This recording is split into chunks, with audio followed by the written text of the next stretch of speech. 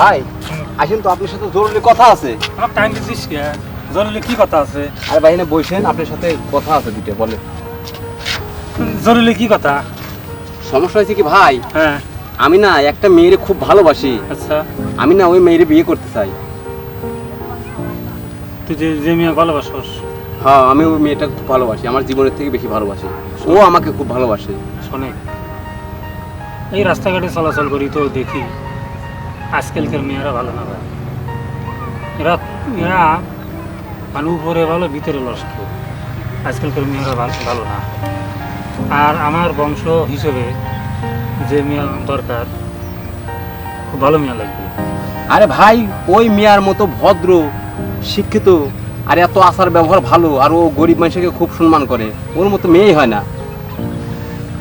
আমি ওকে বিয়ে করতে চাই। আচ্ছা ঠিক আছে, তুই যখন এত করে বলতেছিস, আমি একটা বার ওই মেয়েটাকে পরীক্ষা করে দেখি। আচ্ছা ঠিক আছে ভাইয়া, তাহলে আপনি পরীক্ষা করে দেখেন, দেখে যেভাবে হোক ওর সাথে আমার রিলেশন আছে, ওর সাথে আমি বিয়ে যেভাবে হোক করা দিতেই হবে। আচ্ছা আচ্ছা ভাই, তাহলে চলেন, এই কথা বলার জন্য আপনি এখানে দেখে নিয়ে এসেছিলেন। আচ্ছা ঠিক আছে। আচ্ছা ভাইয়া চলেন। আচ্ছা, বলছিলাম রিলেশন তো অনেকদিন হলো, তাই না? হ্যাঁ। তো এভাবে কি আমাদের রিলেশন চলবে নাকি এরকম পাকাপোক্ত কোনো ব্যবস্থা করবে? আরে না, আমি অলরেডি ভাইয়ের সাথে কথা হয়েছে, তোমার বিষয়ে বলছি, তোমার বিয়ের কথা বলছি। সত্যি? সত্যি? ভাইয়া রাজি হয়েছে তো? হ্যাঁ, রাজি হয়েছে। তো ভাইয়া কি বলছে? ভাইয়া বলছে যে ঠিক আছে, কয়েকটা দিন দেরি করো, আমি ওদের বাড়িতে প্রস্তাব দিয়ে যাবো। তাহলে যাক, ভালোই হয়েছে নাকি বলো? হ্যাঁ সত্যি। আমি তো ভাবতেই পারছি না তোমার ভাই এত তাড়াতাড়ি রাজি হয়ে যাবে। তাহলে কিছুদিনের মধ্যে আমাদের বিয়েটা হচ্ছে, হ্যাঁ অবশ্যই। আর আমি তোমাদের বাড়ির বউ হতে চলতেছি, তাই তো? আমার যে কি খুশি লাগছে তোমাকে আমি বোঝাইতে পারবো না। সত্যি? একদম সত্যি। কিছুদিন পর তো আমি তোমাদের বাড়িতেই যাবো, আর তখন আর এত কষ্ট করে আমাদের বাইরে বাইরে দেখা করতে হবে না। না না, জানো তো বিয়ে নিয়ে আমার কত প্ল্যান। আরে বন্ধু, আমার একটা কিডনি নষ্ট হয়েছে, আমার কিছু সাহায্য করো। আমি তো বেশি টাকা পয়সা চাচ্ছি না, তো যা মনে চায় যে ব্যবসা পারো সে ব্যবসা থেকে। এই ফকির বাচ্চা, তুই এখান থেকে যাবেন না, তোর ট্রেনে একটা থাপ্পড় মারবো। দাঁড়াও, চেনো একে? কি চিনবো না কে? হ্যাঁ, একটা ফকির, তার আবার চেনা কি আছে? আরে আমার ভাইয়া।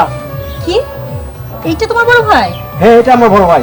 বাবা বাবা, তার মানে দিয়ে তুমি আমার ঠগাইছো। তুমি একটা ফকিরের ভাই হয়ে তুমি আমরা কি বলছো? তোমাদের অনেক ব্যবসা আছে, তোমরা অনেক বড় অবস্থাশালী না? আর এর জন্য না আমি তোমাকে বিয়েটা করতে চাইছিলাম, কিন্তু আমি ভাবতেও পারি না। তুমি বোঝার চেষ্টা করো।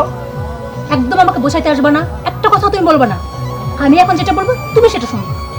আমার কথাটা বোঝো। আমি কোনো কথা বুঝতে চাই না, আমার ভাবতে লজ্জা লাগছে তুমি কিনা এরকম একটা ছোট লোকের ভাইছি। আর তোমার সাথে এতদিন আমি রিলেশন রাখছি, বিয়ে তো দূরের কথা, আজকে এই মুহূর্তে পর থেকে তোমার সাথে আমার কোনো রিলেশন নেই, বুঝতে পারছো? ভবিষ্যতে আমাকে আর ডিস্টার্ব করবে না। তুমি আমার কথা শোনো, শুধু না। বাইরে তুই মন খারাপ করিস না, এসে সুন্দর মেয়ে তোরা দিয়ে দেবো। ভাইয়া, আমার জীবনের থেকেও আমি বেশি ভালোবাসতাম, আমি ওর জন্য সব কিছু করতে পারতাম, আর ও আজ এরকম ব্যবহার করবো তোমার সাথে আমি কল্পনা করতে পারি না ভাইয়া। সুন্দর হলে সুন্দর মন হয় না, বুঝছিস? চল বাড়ি চল। আচ্ছা ভাইয়া, ঠিক আছে, চলেন ভাই।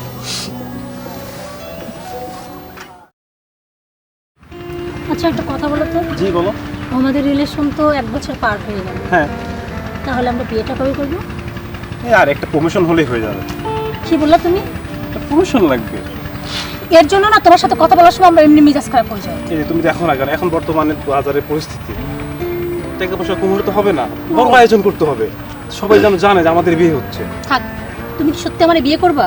100%। আমার তো ডাউট হয় তুমি আমার ভালোবাসো কিনা। এই দেখো, তুমি আমার বিশ্বাস করো না? কিভাবে বিশ্বাস করবো? তুমি যদি আমার ভালোবাসো তাহলে বিয়ে করতে আপত্তি কি? আচ্ছা, এক কাজ করো, আমিও লেখাপড়া জানি তুমিও জানো, তুমি একটা জব করছো, প্রমোশন আজকে হচ্ছে না কালকে হবে, আমাদের বিয়ের পর হলো তাতে কি? হ্যাঁ, বিয়ের আগে হলে ভালো হবে, আর আয়োজনটা বড় করে করতে পারবো, আমার তো দেখো তোমার আয়োজন। আত্মীয়স্বজন আসবে। বুঝতে পারছি, আসলে এগুলো না তোমার বিয়ে না করার ধান্দা। এই না না, তুমি ভুল বুঝতেছো কেন? বাড়ি তুমি বলতেছো কবে প্রমোশন হবে ততদিন বসে থাকবো, আমার বাড়ি থেকে সবসময় বিয়ের কথা বলে সেটা তুমি জানো। আমি স্যারের সাথে কথা বলছি, স্যার বলছে শীঘ্রই ডাকবে আমাকে। শোনো, আমি সব বলতেছি, আমি তোমাকে 2 মাস সময় দিলাম, এর মধ্যে প্রমোশন হোক আর না হোক তুমি আমাকে বিয়ে করবা, কথা দাও। আচ্ছা আচ্ছা, ঠিক আছে, কথা দিলাম, 2 মাসের মধ্যে প্রমোশন হলেও বিয়ে করবো, না হলেও বিয়ে করবো। সত্যি তো? সত্যি। আবার তুমি আমাকে ঠকাবা না তো? না না না, ঠকাবো কেন? শোনো, আমার বাড়ি থেকে অনেক বিয়ের কথা বলছে, আমি শুধু বলছি আর কিছুদিন পর আর কিছুদিন পর।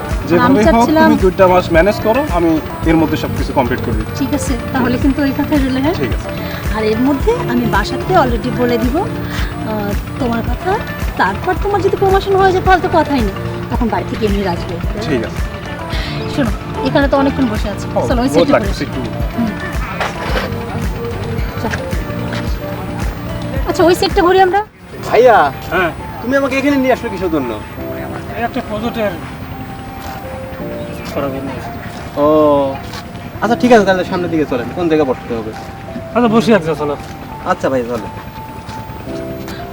যাক, অবশেষে যখন তুমি বিয়ের জন্য রাজি হয়েছে না, এখন মনটা ভালো হয়ে গেছে। ভালো হবে না কেন? সে তো করবোই, দিন আগে আর পরে। সেটাই তো মাঝে মাঝে বোঝো না। সমস্যা নেই। দেখো না ওরা কি সুন্দর প্রেম করতেছে। ওইদিকে না, এই রাস্তা রাস্তা? ওইদিকে শুধু শুধু বিরক্ত হচ্ছে। হ্যাঁ, আচ্ছা ঠিক আছে, চলো। কি ভাবছেন? আসসালামু আলাইকুম স্যার। ওয়ালাইকুম আসসালাম। কেমন এই। আছো তোমরা? আলহামদুলিল্লাহ। তুমি কাকে ছাড় বলছো? হ্যাঁ, সামান্য একটা ফকিরকে তুমি ছাড় বলছো না? কি তুমি বুঝছো কি আমার স্যার? তোমার মাথাটা আসলে খারাপ হলো। শোনো, ওদেরকে না আমি খুব ভালো করেই চিনি। এই যে দেখতে পাচ্ছ না, এটা ছিল আমার এক্স বয়ফ্রেন্ড। আর এই যে ওনার ভাই একজন ফকির, আর এর জন্য তো আমি ওর সাথে ব্রেকআপ করে দিয়ে চলে আসছিলাম। আর তুমি তাকে কিনা স্যার বলছো? ভুল বুঝতেছো কেন? আমি তুমি ভুল কিছু জানো বুঝতেছি না। শোনো, আমাকে না উনি বলছিল সে অনেক বড় লোক, ওর ভাই অনেক বড় লোক, আর তার বেশ না আমি সামনাসামনি দেখছি, আর তারপরে ব্রেকআপ করছি। নিচে তোমাকে এরকম ভুল ভাল বুঝাইছি। তুমি বোঝার চেষ্টা করো। আমি যে অফিসে চাকরি করি 5 বছর, অফিসের এমডি নি, আর এটা ওনার ভাই, ওনার স্যার। 5 বছর ধরে ওনার অফিসে আমি চাকরি করি। এই দেখেন, এসব কি বলতেছো? হ্যাঁ, কি বলছো? তাহলে ওই দিন যে আপনাকে দেখলাম, আপনি সাহায্য চাইতে আসলেন। এই যে ম্যাডাম, আপনাকে সেদিনকে পরীক্ষা করার জন্যই আমার ভাইয়া ফকির সাহেব আপনার পরীক্ষা করছে আপনি কোন ধরনের মেয়ে। কি? তার মানে সত্যি সত্যি ওরা বড় লোক? হ্যাঁ, বললাম না আমার এমডি। আর তুমি এই কোম্পানিতে চাকরি করো? জি ভাইয়া চলো। এই দাঁড়াও, এই শোনো, তোমার সাথে আর আমি সম্পর্ক রাখতে পারবো না। কেন? আমি তো ভাবছিলাম তোমার অবস্থা ভালো, তুমি ওদের কোম্পানিতে চাকরি করো। আর যাই হোক, তোমার সাথে সম্পর্ক রাখা সম্ভব না। তুমি এখন যাও, দেখো। ভাইয়া চলো চলো, যাও। আমরা যাই, আরে চলো। দাঁড়াও না, আসলে হৃদয় দেখো, আমি জানি আমি যে ব্যবহারটা করছি সেদিন ভুল করছি। ভাইয়া প্লিজ ক্ষমা করে দিন। হৃদয়, বলছিলাম কি, যা হবার হয়েছে ভুলে যাও না। আমাদের সম্পর্কটা কি আবার আগের মতো করা যায় না? আরে না, তা কোনোদিনই সম্ভব না। তুমি আমার ভাইয়ের সাথে যে ব্যবহারটা করছো, এরকম কোনো মেয়ে, কোনো ভদ্র করে মেয়ে এরকম কাজ করে না। আর তোমার যে ব্যবহার, এই ব্যবহারের কারণে কোনোদিন আমার ভাই তোমাকে মেনে নেবে না। চলো ভাইয়া চলো। আরে শোনো না হৃদয়, একটাবার বোঝার চেষ্টা করো প্লিজ। একটা সুযোগ আমাকে দাও ভাইয়া, একটা সুযোগ দেন। ভাইয়া তোমার কথা কোনো কথা শোনো না, চলো তো ভাইয়া। আর তোমার কোনো কথা শোনার মতো আমার টাইম নেই। আসো ভাইয়া আসো। হৃদয়,